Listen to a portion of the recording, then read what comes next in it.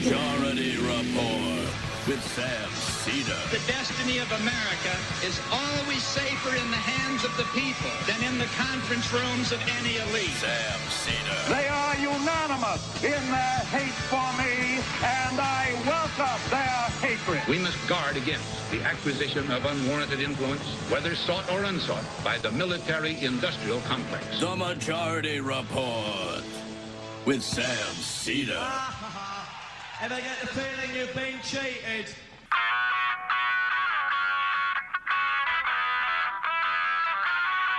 It is Thursday, October 27th, 2022. My name is Emma Vigeland, in for Sam Seder, and this is the 5-time award-winning Majority Report. We are broadcasting live steps from the industrially ravaged Gowanus Canal in the heartland of America, downtown Brooklyn, USA. On the program today, Dan Bouk, chair of the Department of History at Colgate University, which rejected my college application, and author of Democracy's Data, The Hidden Stories in the U.S. Census, and How to Read Them. Just editorializing a little.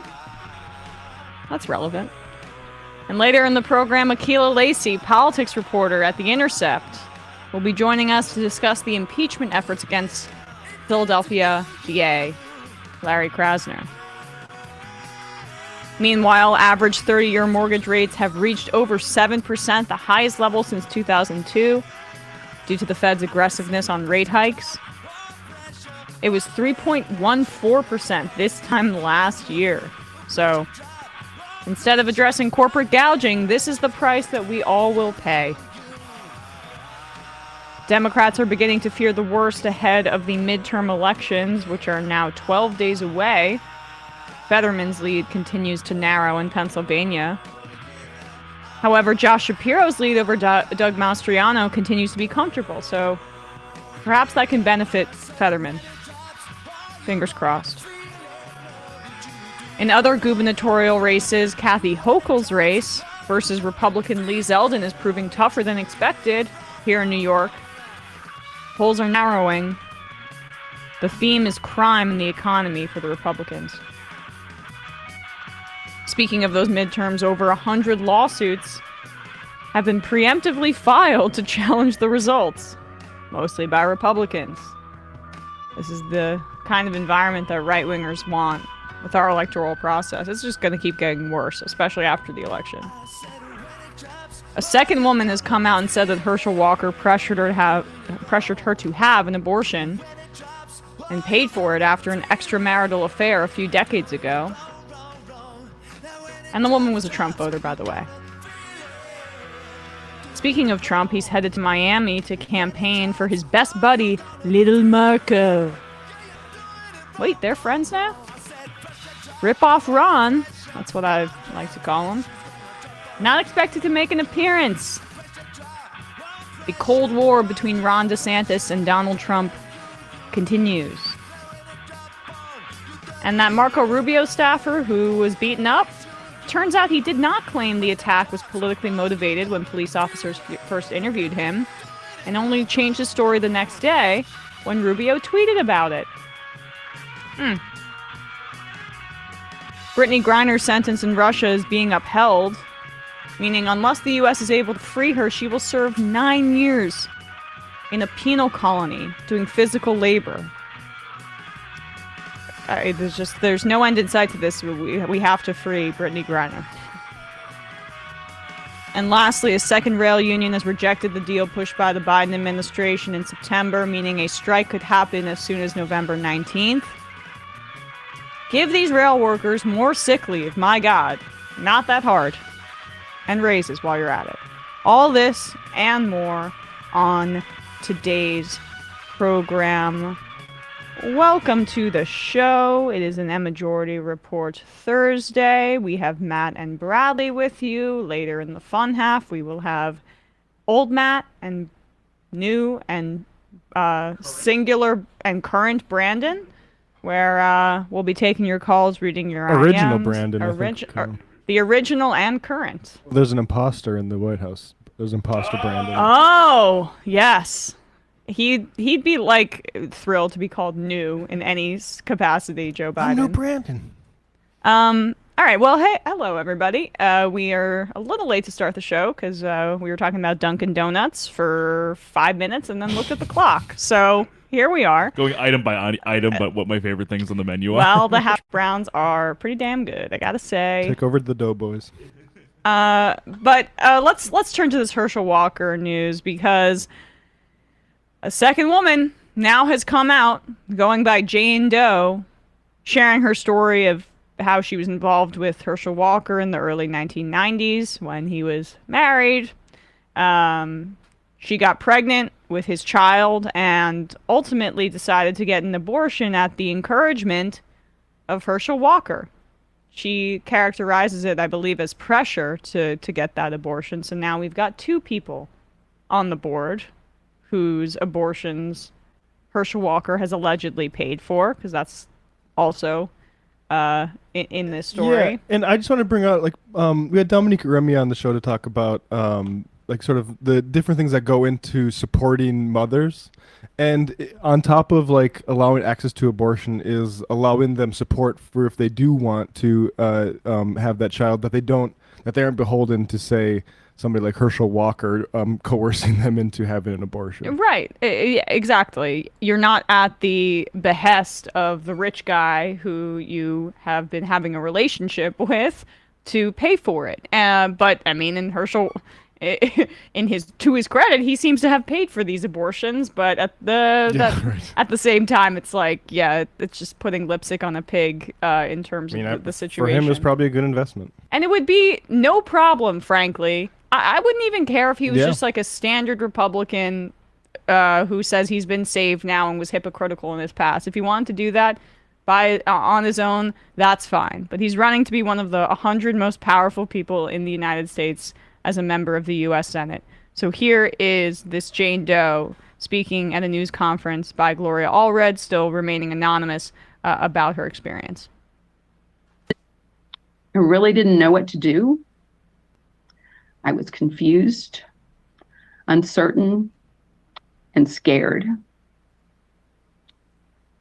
After discussing the pregnancy with Herschel several times, he encouraged me to have an abortion and gave me the money to do so.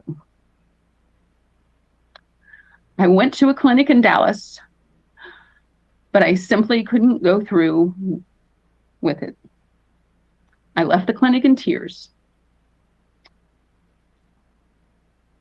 When I told Herschel what had happened, he was upset and said that he was going to go back with me to the clinic the next day for me to have the abortion. He then drove me to the clinic the following day and waited for hours in the parking lot until I came out. He then drove me to get medications and supplies as prescribed, and then drove me home. I was devastated because I felt that I had been pressured into having an abortion. After the abortion, I felt that Herschel began distancing himself from me. I fled Dallas within days after the abortion and did not go back to even visit for the next 15 years because I was so traumatized by what Herschel had put me through. That speaks volumes here, where if she had, as Matt said, the resources to make this decision on her own, maybe, and if we had some sort of adequate social safety net in this country, maybe she wouldn't have made that choice. And the point is that abortion is a choice. And it we should should be a also choice for a woman. Yeah, and we should also underline, Herschel Walker, by his own admission, he has a history of making violent threats. So that underlines the pressure that she felt. And let alone the fact that he was a star athlete with immense financial resources who could make her life really difficult if she did not comply with this. The point is that what Herschel Walker wants to do is take away choices for any woman. So it's actually quite consistent, frankly, with the way that he's operated in his personal life. He wants to control women and their decisions. now, as a Senate candidate, he wants to do the same, except on the federal level. He's embraced Lindsey Graham's abortion ban on the federal level, which the rest of the Republican Party has tried to distance themselves from. And he's going to have to, because if he gets into power, he's going to have to prove himself on this because of all this stuff is out now. And so it's going to be like, well, I'm even extra. Like, that's why he signs on to the Graham stuff, because like, no one's going to be to the right of me on abortion now. Let's play this clip then here, because as these stories come out, it makes sense, right, that he has to take this tack, as you say, Matt, because he has to overcompensate for these stories. No one's going to be more against a woman's right to choose than myself. I am going to be the religious fundamentalist who has been saved. That's his whole thing. I've been redeemed. I've been saved. And now I will be the theocrat representing the state of Georgia. And so Lindsey Graham joined Herschel Walker on Fox News last night to kind of link arms here, because Herschel Walker is one of the only Senate candidates who's actually embracing Lindsey Graham's legislation, which has Mitch McConnell basically smacked him for. And before we play this, can I just say, for any pro wrestling fans out there, this is literally Lindsey Graham like cutting a promo for the person he's representing. Like in wrestling, usually what happens is like when there's a guy like who doesn't really talk a whole lot, he has like a spokesperson who just kind of like has like flop sweat and just like rants in support of their guy. So like, I just want to be clear before we get to this, no spoilers. Herschel Walker does not say a word in this clip. There we go.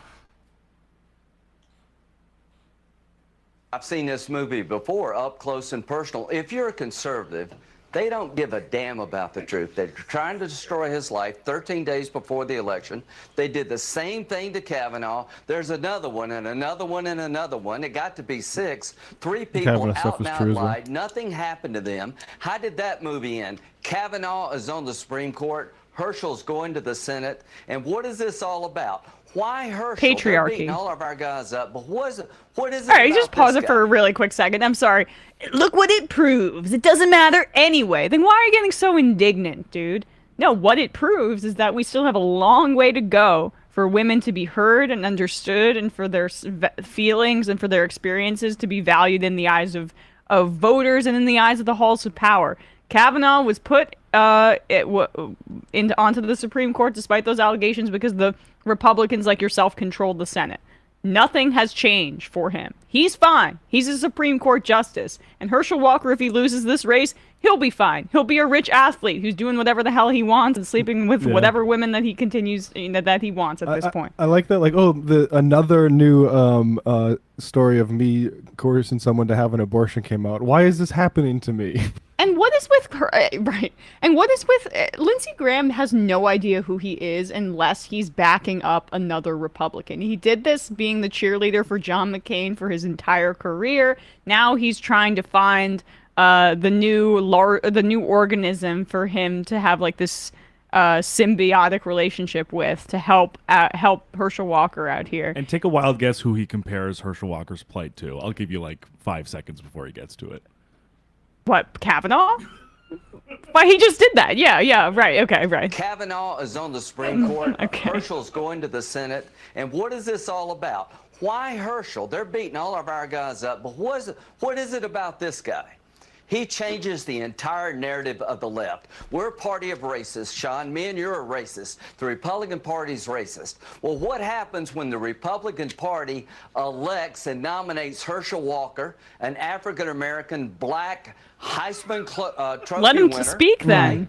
Heisman Trophy winner. It destroys the whole narrative. John James, Tim Scott, Herschel Walker. Everybody in San Francisco is going to jump off a bridge if we elect this man. A black conservative beats a black liberal in Georgia. All right, pause it for a sec. Just the visual. Don't take it off the screen. Look at him pointing, aggressively spittling everywhere at a speechless, like literally not talking Herschel Walker. Black. Black, you are black, and you are my human prop to prove to all those liberals in San Francisco that I am not a racist. He opens his mouth. Shut up, Herschel. Yeah. I'm trying to talk about how you're black. I'm trying to talk about how you're black, okay? Run, Herschel, run. Just like the Heisman. All right, keep going. ruin his life. TeamHerschel.com. He's going to win this race. They've outspent him 3-1. It's no accident this crap comes out right before we vote on Kavanaugh. It's no accident it comes out 13 days right before the election by a liberal lawyer in L.A. who is a Democratic delegate in the 2016 convention. Again, anonymous, unverified. They're scared to death of Herschel Walker because if Herschel Walker becomes a Republican, maybe every other young child in America of color might want to be a Republican. That's what they're trying to do. Don't let them get away with it. TeamHerschel.com. I want the biggest night for the Herschel Walker campaign to be tonight. TeamHerschel.com. We've got an ad from hell. We just need the money behind it. You need to help this guy. They've dumped every pile of crap on him. He's worth fighting for. I've been with him for 2 days. I've come to respect him, admire him, and what he's going through is despicable. Okay, all right, whatever. Yeah. He has the indignance down to a T here. He did this. He's just replaying the same hit with the Brett Kavanaugh hearings, which for people like us, we see that and we think he looks hysterical, but for a certain white conservative that feels like they're constantly under attack, it actually it hits. And him just like pointing to Herschel Walker and repeatedly saying that he's black while not letting him talk is just kind of a microcosm for how Republicans view candidates of color or female candidates who are running on their behalf. They don't really want to listen to broad experiences of black people or women or trans people or gay people. They want a representative that nullifies the overwhelming experiences that are described as, feeling discriminated against, being discriminated, being harmed physically, all of these kinds, and economically at a disadvantage constantly. Like, they don't want to listen to that chorus, the collective experience of certain populations in this country. They just want a human prop who they feel like, just because of their identity, can nullify the collective understanding of what it's like to be a certain group of people in America and uphold patriarchy and uphold capitalism. So the fact that Herschel Walker does not speak once in this clip just says it all, does it not? All right, folks, we're going to take a quick break, but when we come back, we'll be joined by Dan Bouk.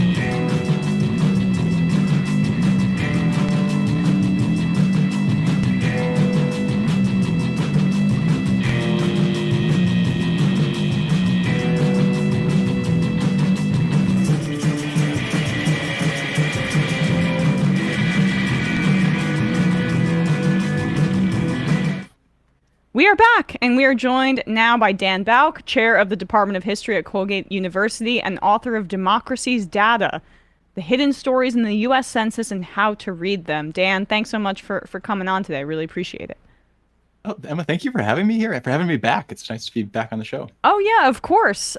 So let's talk about the census, right? I mean, for a lot of people, I feel like they go, "Oh, the census is dry. You got to do it every 10 years," and people might think it's some sort of modern invention because of the way I guess the perception of like the sophistication of it. Oh, you have to aggregate over 330 million people and their data, and yet it was in Article 1 of the Constitution. So it's been around since essentially the founding of the country. I mean, how are they even able to do this within the first 100 years or few decades of the United States?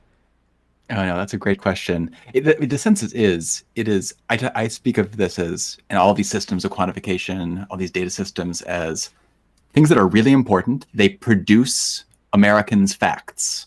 We need them to do really important things like figure out how to allocate power amongst the states.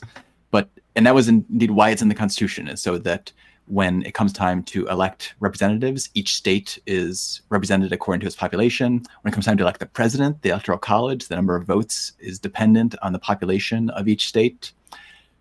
But yeah, how do you do this? Since the very beginning, it was a massive mobilization. To begin with, they would send out marshals. Essentially, they would use a law enforcement organization that would then grab other people and send them out to count one another. By the early 20th century, this turns into this really mass mobilizations of hundreds of thousands of people who are hired by a professional census bureau, trained quickly, and then sent everywhere to knock on doors and try to ask questions and fit these people into this data system. And you're, as well as being a historian, you have a mathematics background, right? If I remember reading correctly. It was not this cut and dry process, and never really has been, where populations are accurately measured. Blending some of your historical background and your mathematical background, what were some of the things that you observed in like just simple data tabulation that is either influenced by politics of the time, or the methodology being really, I guess the short answer of this is, or short question is, has the methodology ever really been sound? Oh, I mean, sound, right there. That's the difficult word. Like, has the methodology been sound? And there's a couple of ways to answer this, and a couple of like really important moments at which we see the math and the question of the data aggregation all play out. So one of those involves what we might consider a discovery of the undercount. So since the census has been taking place, it's this incredibly difficult operation, and people often assumed that not everyone was being counted. From the very earliest on, we see Thomas Jefferson writing letters to people saying, it says in this first census there were under 4 million, but we're pretty sure we're over that. But it's not really until the early 20th century, when it is a group of Black researchers working for the Census Bureau in a segregated Census Bureau office, who start to do the initial kind of serious scholarly work to show that there was, in fact, an undercount of people in the late 19th century censuses. And then that feeds into a variety of other research throughout the 20th century, such that now we have a vast apparatus. The Census Bureau has a big apparatus constructed on the premise that they're going to count, but they're also not going to be able to count everybody. They'll count some people too frequently, and other people in other groups they'll count too infrequently. This will be an undercount that they want to then evaluate and try to be able to pinpoint and figure out how to decrease that over time. But also it's something we can use to think about how we then apply these numbers and use them in governing. So my first, when I was reading, your book, my first thought was the census definitely has undercounted poor people, maybe people who were trying to avoid tabulation by the government or did not want certain scrutiny. Black people, I'd imagine there are massive gaps in our history. what are some of the glaring gaps that you observed and that you found or you were able to glean to the best of your ability through your research? Mm-hmm. This is important for us to think about in terms of like modern politics, but also many people who are watching this might have spent some time trying to think about their family's history, and they would have done genealogical work by looking at the census. And some of them will be very frustrated because they can't seem to find relatives, and they'll think it's their fault, that they're bad researchers. But throughout all these censuses, a lot of people end up going uncounted. I have a friend who likes to say that the census is a great report card for American democracy, not just because of what it reports, but because of the ways it shows us when our democracy has failed to ensure that people have homes, which makes them easier to count, ensure that people are living have a standard of living such that they're going to be in a stable position, which again makes them easier to count, that assures that like we are devoting the resources and energy to get people and try and find them and count them. And to I think your final point, to make sure that people trust the government enough that they're willing to be counted. I mean, because distrust can frequently lead to people not wanting to be counted. I guess the final thing I'll say is whether people are represented is going to significantly affect whether or not they're counted, in part because having a representative who wants you to be counted really matters. I saw this in the 1940 census, where the highest undercount rates by far were in Washington, D.C. And it's not surprising that it was Washington, D.C., because there was no congressperson at that time who had any interest in there being a complete and full count of Washington, D.C. Whereas in other states, even in the Jim Crow South, people would be very sure to try to get a very accurate count, even of African Americans, precisely because they couldn't vote, but their population could be used to justify continued power of white politicians. Yeah, I mean, I would also guess that one of the through lines of people being undercounted are people who mistrust the government because the government has largely abandoned them. And even if they're included in the census process, it's not for, as you say, actual representative democracy elements. It's more just to, increase the power of said representatives. And so there's no real incentive to participate in that. I'd imagine that was met with some skepticism. It is. There's a consistent through line in census history of people meeting these questions with skepticism, feeling like this is an invasion of privacy. There is, though, I also emphasize the miracle of the census is that people generally do answer the questions. People often meet their neighbor at the door, and enumerators will write home and talk about how they were invited in for coffee, given some pie to eat afterwards, had to fend off multiple dinner invitations, as people are seeing this as a chance to participate. I was talking with some folks yesterday who were telling family stories about their immigrant households that saw that moment to participate in the census as a signifier of their full Americanness, or of African American households in which making sure we and our family and our communities are counted was understood to be a really significant part of what it means to be an American. And so while there are this constant undercurrent of people who don't trust and who don't ask this question, I think one of the more surprising things often is that this thing really shouldn't work. You shouldn't be able to send the 1940 120,000 people all over the country to every single place and try to literally touch every single of 130 million Americans. And yet it almost does work, which is the really surprising part. Well, let's talk about 1940 then, because that was the most recent one that you were able to see. Because it's 75 years, and then this data becomes publicly available. Is that the threshold? It's 72 years. 72. Yes, the census. They've got to make it as just random as humanly possible. But so you were able to get a hold of this trove of data from 1940 as the most recent one available. Yeah, I started with 1940 in part because at the time I was writing this book, it was the most recently available. The Census Bureau is very concerned about confidentiality for good reason. They want to make sure that people feel like they can report their information without their neighbors or other people taking this information, which might be sometimes very sensitive. And so it is held in complete confidentiality for 72 years, or at least it's supposed to. And I started there because anyone who's doing their own family history is going to start there as well. But then the 1950 census has, as of April 2022, become available. So folks can now continue to look for history in those materials. But 1940 was also significant in its own right. It's a moment at which we first see the federal government start to be interested in things like how much income a person makes in the census. And that's because the government, big business, and labor are all interested in trying to figure out how much people make so they can figure out how big their markets are, so they can think about the standard of living of workers and how they can try to improve those things. The government is for the first time starting to think about the economic lives of ordinary individuals as something that it is responsible for, which prior to that had not been a thing that the census cared about or that the government was particularly responsible for. And so I guess let's also set the historical context for this time, right? FDR is seeking a third term. The U.S. is about to enter World War II, and the country's still recovering from the Great Depression. All of these things that paint a picture of what this data represents. I mean, how did that historical context inform a lot of what you studied? Yeah, I talk about the census as an operation that is shrouded in cloaks of boringness, like many of these constant systems. And yet there's a lot of drama in this when you start to look at how this count unfolds.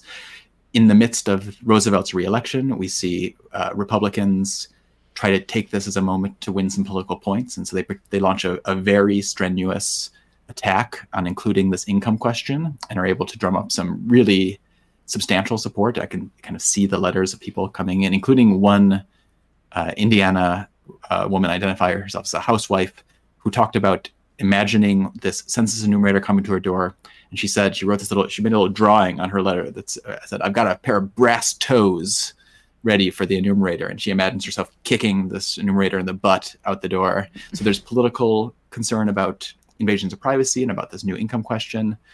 And then to your point about entering World War II, that starts to really powerfully shape what is happening in the Census Bureau as they start to see that their resources are going to be drawn down as the U.S. enters the war, and they start to try and think out ways that they can contribute to that war effort to really terrible results. Well, they now have data on who's a Japanese American. So can you just talk about what the role that the census played in the internment of the Japanese? Right. So I think about this story in part through the life of Iwao Moriyama, who is a Japanese-American Census Bureau official. He's working in the vital statistics operation. He has a brother who's living in Japan. His parents are Japanese-American living in San Francisco.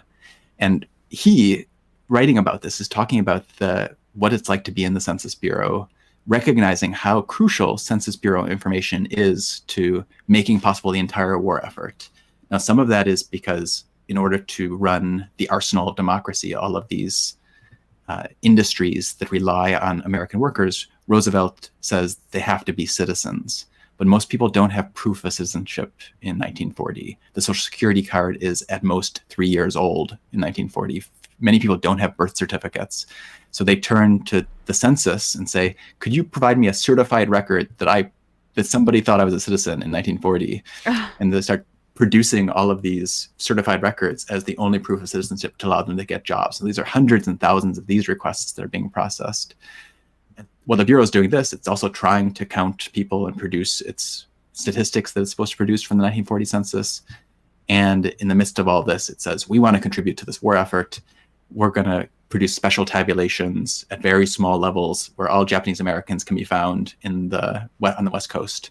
And so when the Roosevelt administration, operating out of fears that are really unfounded, there's no evidence at all that Japanese Americans are involved in any way in sabotage or are real threats, decides that they're going to remove all Japanese Americans from the West Coast.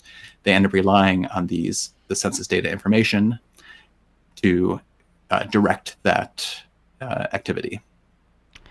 That is an especially dark usage of some of this data, and I think echoes what we saw in modern times, a little bit of what the Trump administration was trying to do with the census, was to zero in on who was here illegally and who was, trying to target Latino communities in this country.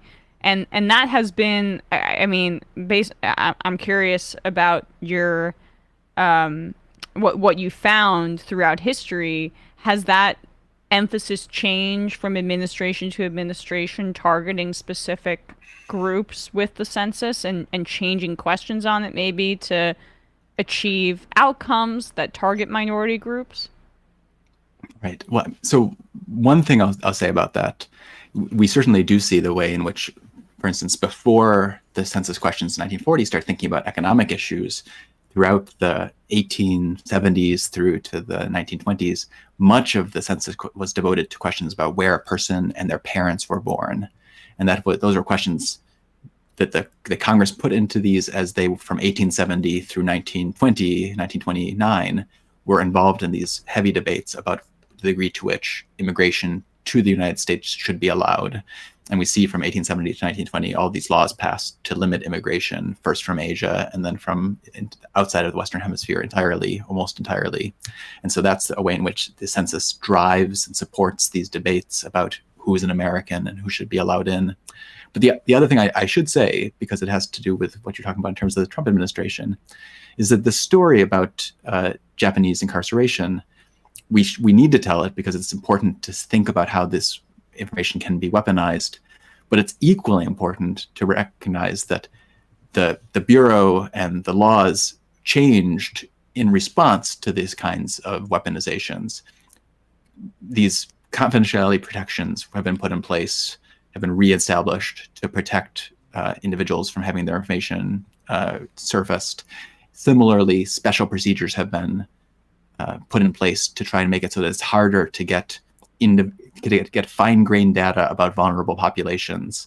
And I say that because one of the great fears, one of the things that happened with the Trump administration was by even telling the story, raising the idea of a citizenship question, one can try to drive down participation, decrease trust. And that has its own cost, because if people aren't counted, if their communities aren't counted, they don't get representation, their status is not recognized, and they can't get the resources and the attention that they need.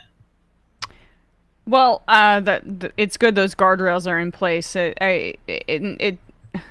blanking on it, but it seems like that, you know, that did that not end up happening? What actually ended up happening with the Trump administration's effort on that front? They weren't able to do it, right? Yeah, it was they kept trying in some ways, but the first key moment that happened was having been sued and brought ultimately to the Supreme Court. It became clear that while the Department of Commerce claimed that the Department of Justice had asked for this question so that they could enforce the Voting Rights Act, it became clear they had made that up. That in fact it had gone the other way around. They decided ahead of time they wanted this probably because it would be seen as a way to drive down participation from certain groups. And the Supreme Court said, look, you can't just make up reasons for this. That is in fact not legal. But it also did sound a little bit like the Chief Justice invited them to say the real reason, that if you just give us the real reason, which is you want to drive down participation, that might be fine, but you can't just make up a reason. We were saved to a great degree by a printing deadline. The Census Bureau needed to print a whole bunch of pieces of paper with all the questions on it, and there was not enough time to make that printing deadline while also continuing to appeal the census. So we were saved the citizenship question in large part because of these strange little logistical issues. Gotcha. All right. Well, that's bureaucracy turning in our favor, I guess here. I was curious too. You wrote about how during this 1940 period, a lot of the way that the census was taken was through kind of households being at the center of the census, and there's a lot of assumptions made in those instances. The man is the head of the household. They have a spouse. That spouse is a woman. Queer history in this country has a lot of gaps, but my guess is that this kind of data is reflective of those gaps. Mm-hmm.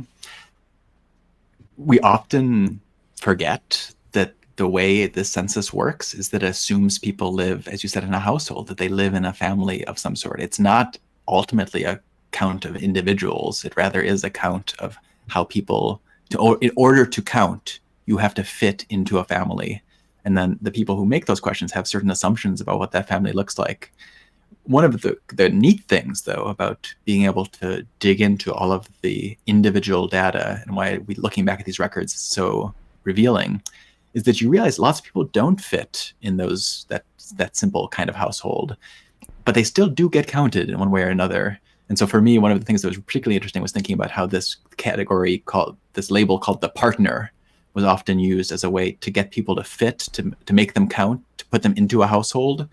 And it didn't mean necessarily the way partner means a romantic relationship to us today, although it might in some occasions. But it was used in all these different ways, in Hawaii, in the colonies, when Hawaii was still a territory, in obviously queer communities, in other places in which people just didn't fit into this ideal of what a family should look like. And it turns out there's people like that all over the United States whose stories can be told if we just are willing to dig through all of this material. Gotcha. And I mean, would you also say that some of those assumptions kind of reproduced certain class dynamics that often were more favorable to white people, that kind of family that you describe? Without the deeper digging, though, you see how history and the data that's used to inform our historical understanding is based on a series of assumptions that are not scientific or completely devoid of politics. They're informed by the politics and the beliefs of the time. Yeah, that's such an important point. These seemingly objective facts that look like they just are kind of descending from this apparatus have infused into them this politics. You can think of the census as like an infrastructure of identities. It provides the acceptable categories. It produces these tables showing us what America looks like according to those categories. But then as a result, it can limit our sense of who's actually there, who actually counts. So the partner was for instance, this category, this label that allowed people to be counted. But then when the actual 1940 census statistics were published, there were no partners. All those folks were then moved over and stuck, regardless of how they might be identified by their enumerator, they are all stuck in this large group of lodgers. And so there's a massive queer history and a massive history of people who are in marginal positions and marginal places that get kind of just shunted into a big bucket where they can reside in the statistics, but we lose them from this national story, at least until now. That's part of the thing I'm trying to do in this book.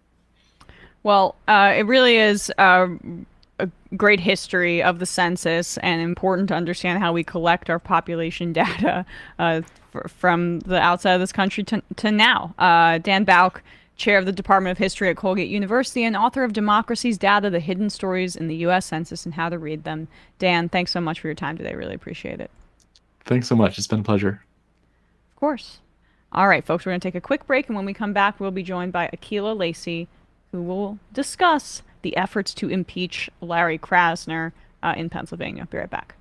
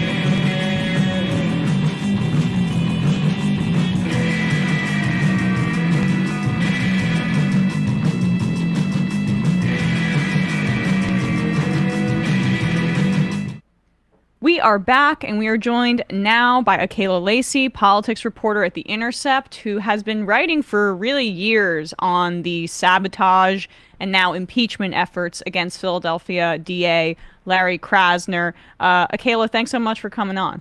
Thanks for having me, Emma. Nice to see you. Yeah, nice to see you too. So yesterday, Republicans in the Pennsylvania House of Representatives filed articles of impeachment against Larry Krasner. This is apparently their new favorite tactic. I think, what was it? They tried to impeach the governor because of just COVID generally, right? Or they spoke about it at least. That seems to be something they're returning to. But here they've officially filed impeachment articles. Yeah, so it's kind of funny. They've been, threatening this for weeks at this point.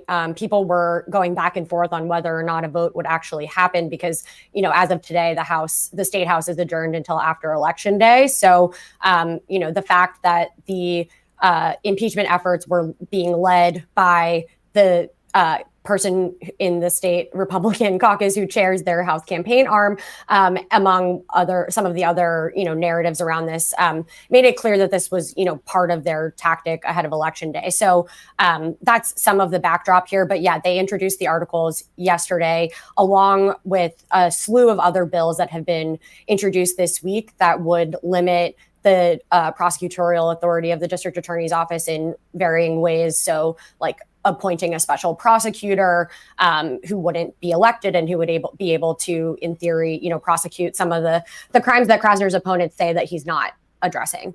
So they're kind of throwing a lot of things. They were throwing a lot of things at the wall to see what stuck. None of this is impeachable. Just to say this plainly, right? Just because you have a policy difference between the Philadelphia DA and what you would want as Republican tough-on-crimers, what is the underpinning, if any, that of these claims? So there's not. This is one thing that sort of encapsulates the point that you're making. Is the report that the House Select Committee on Law and Order, their second interim report they released on Monday, which people were expecting them to recommend impeachment, based on, what it was unclear. But the report actually didn't make any recommendations. It said that the investigation of Krasner's office would continue indefinitely.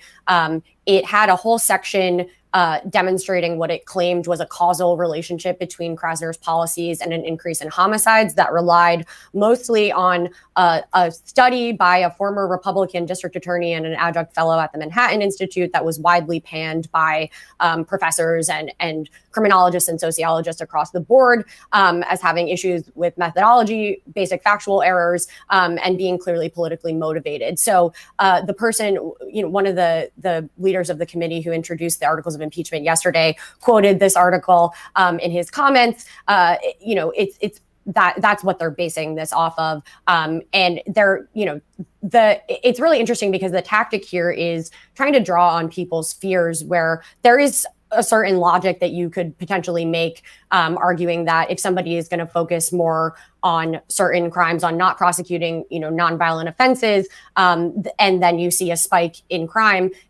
people are likely to, agree with that argument just based on sort of pure logic and some of the fear that comes along with some of the narratives that we've been seeing around, the homicide spike in 2020 and in 2021. But when you actually look at the facts and people are talking about using peer-reviewed evidence and research on this, there's no evidence that there's a causal relationship between these policies and crimes. And the flip side of that is that counties that have tough-on-crime district attorneys have seen similar spikes, if not larger spikes, in homicides over the same time period with no sort of, similar focus on their offices. There's actually a district attorney in Pennsylvania right now, in Somerset County, who was just barred because he was charged with assaulting his wife, beating her in the head on a FaceTime. And there's been no, such similar efforts to look into his office. He will hold that office until the election, even though there's nobody technically, occupying that office in Pennsylvania. So, that just sort of underscores, that the real motives here.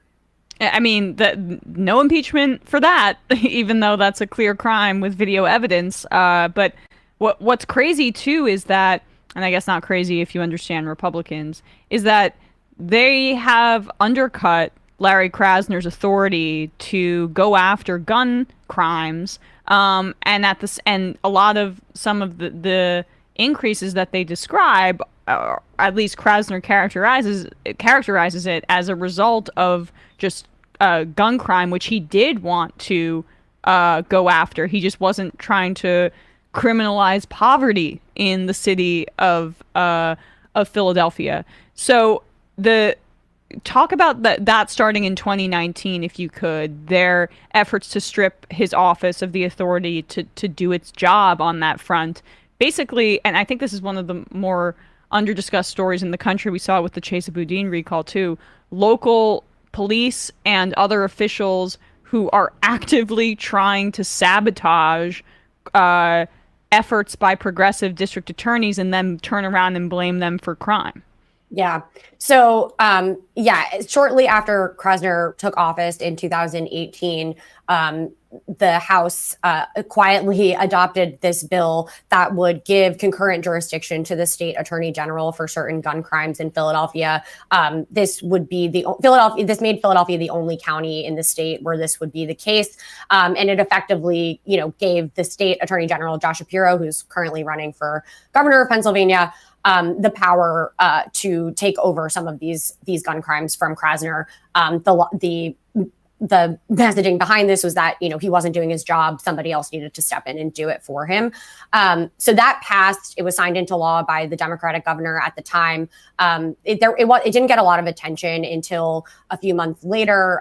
Protesters in Philadelphia, including one organizer who was later elected to the state house and has been, critical of Krasner, but one of his supporters, they approached AG Shapiro at Netroots Nation and interrupted, a panel that he was on and asked him about this bill and got him on the spot to say that he would support its repeal. That was a major development in this bill. It ended up, being. It expired. He didn't use it when it was in effect. But it set up, what has been sort of a butting of heads between the AG and the DA's office. They do have to cooperate with each other on a lot of things. And to their credit, I think they both have been sort of working against this perception that they're trying to undermine one another. But at the end of the day, they have been pit against one another. So this also came up when Krasner argued that the death penalty should be unconstitutional in front of the Pennsylvania Supreme Court. This was another arena where Shapiro came out and opposed him and said that would have been an overreach of the bench. Fast forward, Shapiro, we reported that later, I think this was in 2019, Shapiro's office had, staffers from Shapiro's office had been emailing with reporters or emailing about stories by the Philadelphia Inquirer and referencing conversations with reporters about, being more critical of his office's approach to prosecuting gun crimes, saying that they weren't answering the right questions. And despite, a statistic in an Inquirer story that noted that his gun prosecutions had been slightly up over predecessors, but what kinds of prosecutions, that they weren't asking the right questions. So seeing, opposition from him from the AG's office there, they obviously denied, having any sort of role in that. But fast forward to today, middle of the election, Shapiro has been, kind of leaning into the GOP attacks on crime, running as somebody who, has a support of law enforcement, will, fight for safe communities, which is all, important in a state like Pennsylvania. But at the end of the day, he has stayed away, notably from the fight in the state that will determine the future of criminal justice reform and prosecutorial policy in a lot of ways. Similarly, the Lieutenant Governor John Fetterman's campaign has been asked about this. They have, said that they agree with Krasner on certain things and disagree on others, and they feel like, the police need to feel more supported. So this is an issue that, national Democrats in the state have been national Democrats and then at the state level have been sort of dancing around, and they feel like it's a toxic issue, so they're not leaning in or trying to sway what's going to happen, which in a campaign cycle is not necessarily surprising. Yeah, but at the same time, it is a frustrating dynamic that Democrats don't seem to really have a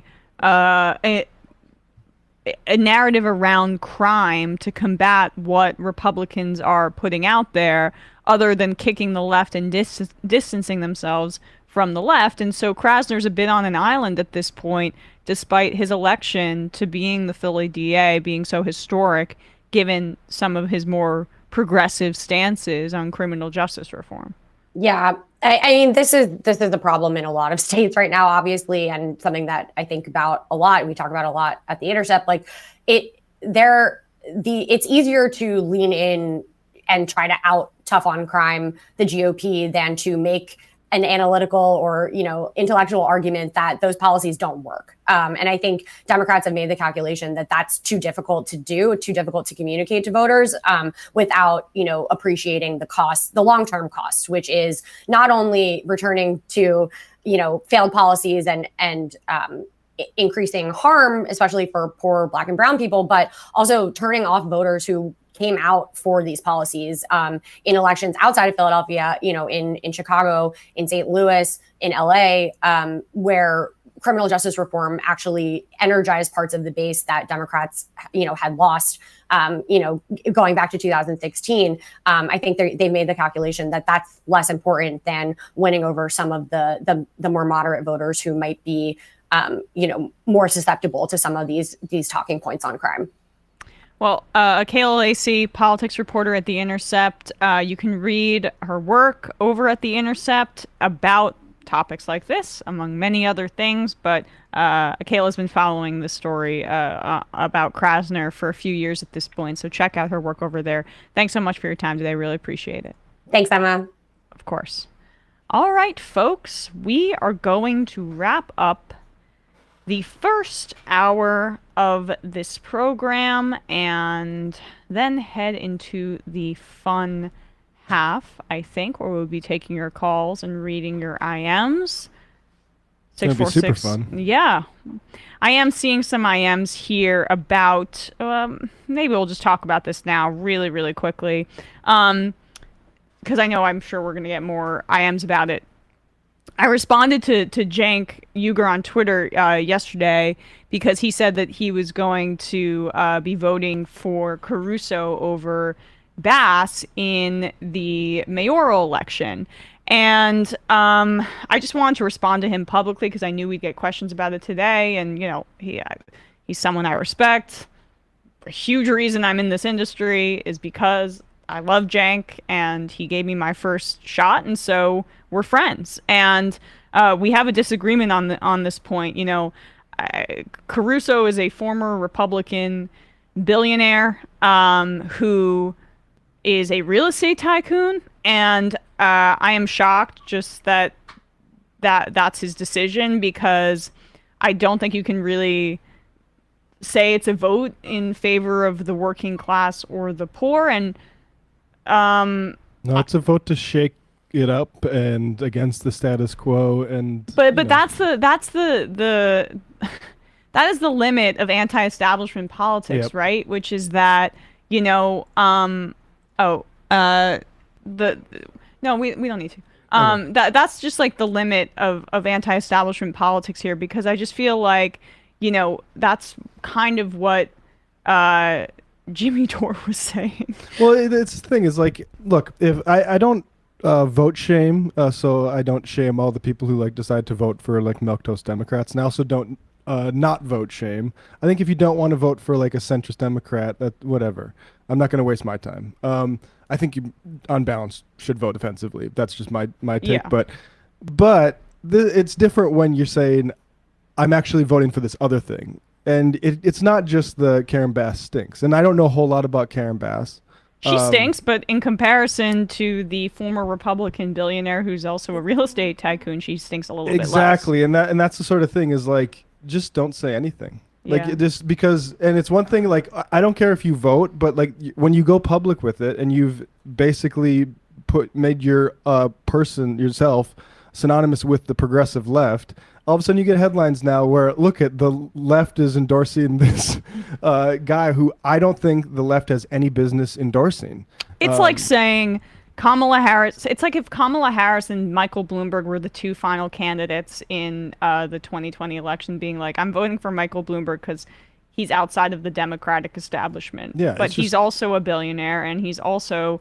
There's no one more establishment than billionaires. They literally construct an economic system that exploits working people. And especially in cities like Los Angeles, real estate billionaires are some of the people that are going to exacerbate problems of houselessness, because housing is the problem. Yeah. That's the center of this. And I don't mean to be like too cynical about this, but I've like, as someone who's worked for the city, like all city, most if not all city elected officials are bad in one way or another. Karen Bass was like a garden variety congressperson when she was in the House, and to be the mayor of Los Angeles or the mayor of New York City, I would say maybe if I had to wager, there are like 3 okay mayors in the country.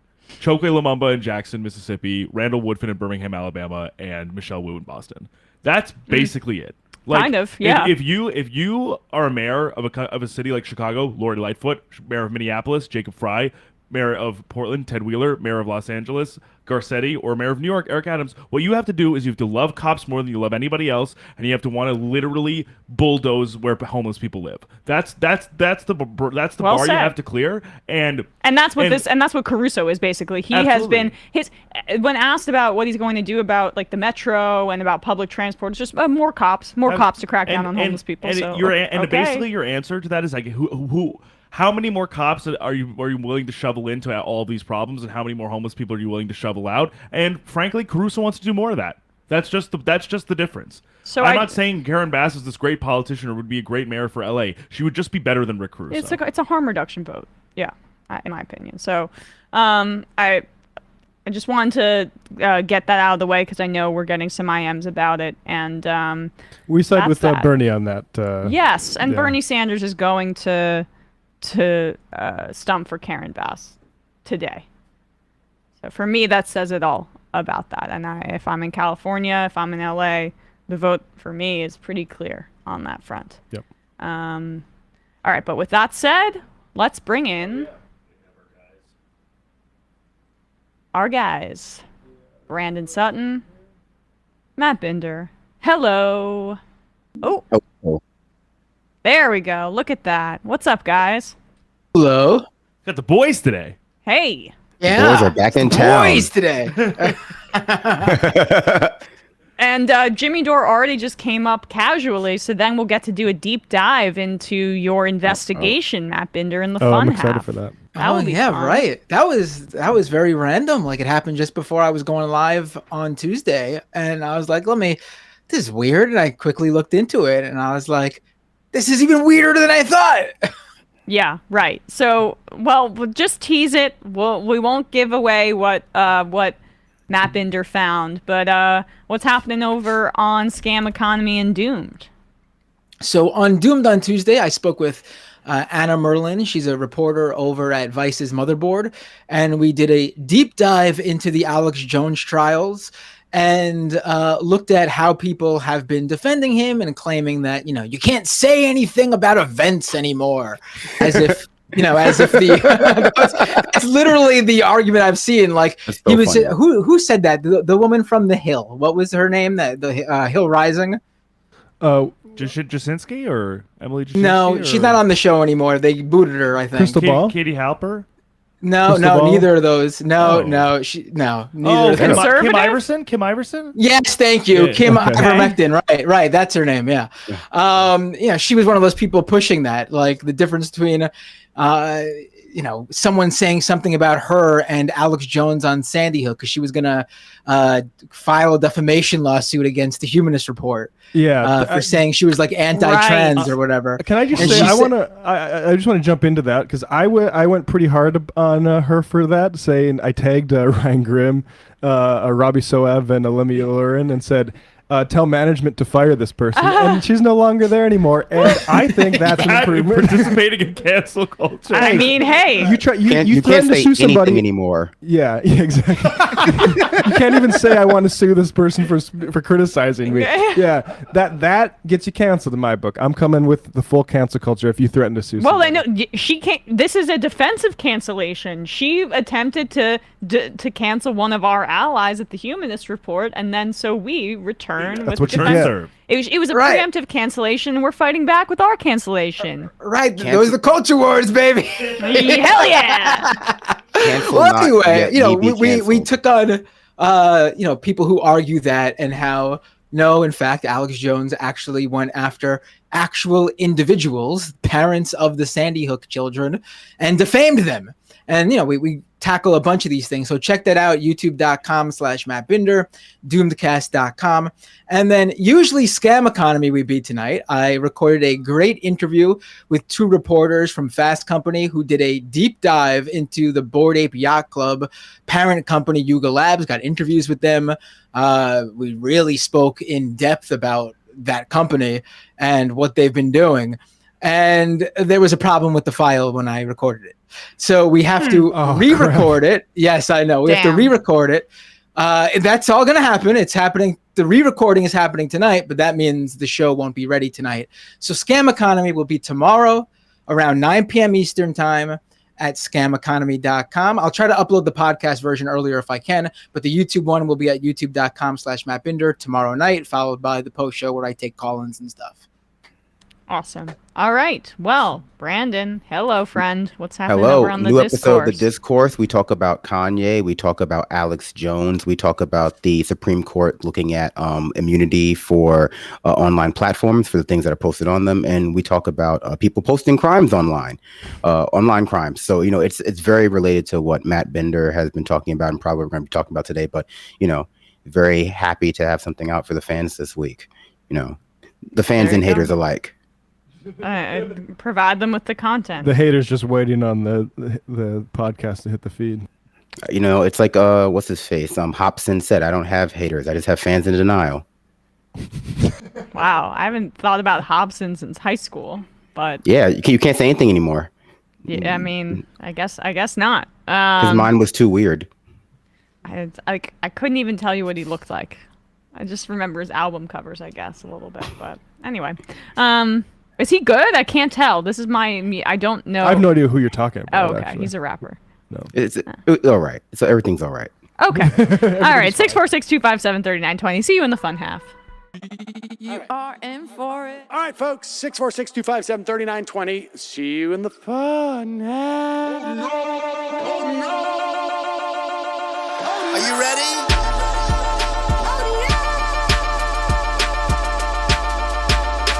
Who sent us this? Alpha males are back. Boy is back. And the alpha males are back. Just as delicious as you could imagine. The alpha males are back. Boy is back. And the alpha males are back. Just wanna degrade the white man. Alpha males are back. I take all of it in my throat. Alpha males are back. Snowflake says what? The alpha males are back. You are a madman. And the alpha males are back. Oh no, Sam Seder! What a fucking nightmare! Bring back DJ Danner. Yeah, or a couple of them. Just put them in rotation. DJ Danner. Well, the problem with those is they're like 45 seconds long, so I don't know if they're enough of a break. That's fucking nonsense. You see white people doing drugs, they look worse than normal white people, and all white people look disgusting. And the alpha males, psych, fuck them.